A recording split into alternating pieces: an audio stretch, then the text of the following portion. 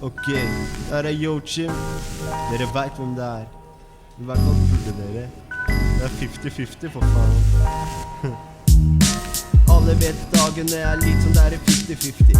Rett på sak eller litt forsiktig. Jeg driver med graffiti, jeg er ikke en liten bitch om Pippi. Dette her det er så vanvittig.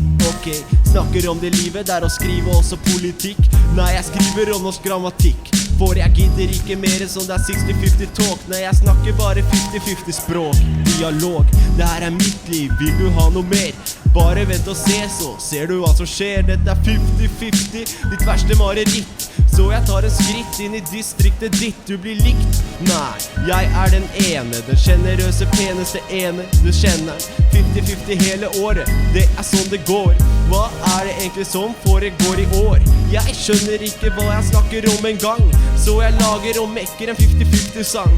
Sitter klang og jeg kling og klanger. Gidder ikke mer, er det noe du forlanger? Nei, jeg tror ikke det. Jeg stepper opp i studio og får det til å skje.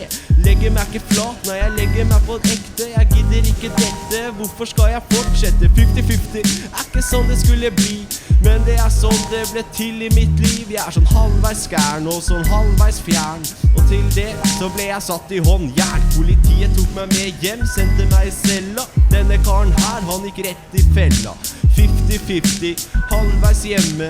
50-50, halvveis i politicelle. Gidder ikke selge ut med låter til de kara der, for jeg vet en karen her kan gjøre dette selv. Jeg er en mad gang, og du kjenner meg ikke igjen, for jeg gjør dette her, dette er norsk talent. 50-50, hva er det du prater om, bitch? Gidder ikke, jeg er sånn der Richie Rich. Jeg er stor og en norsk talent. En dag ser du meg på scene, og jeg er kjent, aldri glemt. Jeg er karen som bare spytter ut i rima, ut i Hiroshima. Dette blir det livet, ja. Er det trofast eller det? Du kan se når jeg legger ned karrieren. Nei, har nettopp startet, skal ut med første plata. 50-50, er det noe du vil gjøre mer vanvittig enn det der? Har du sett meg? Store hip-hop-klær. Er ikke sær, eller kanskje litt, fordi jeg tråkker rundt i all gammeldags dritt.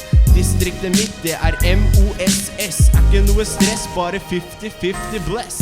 Er det mer du vil si om det?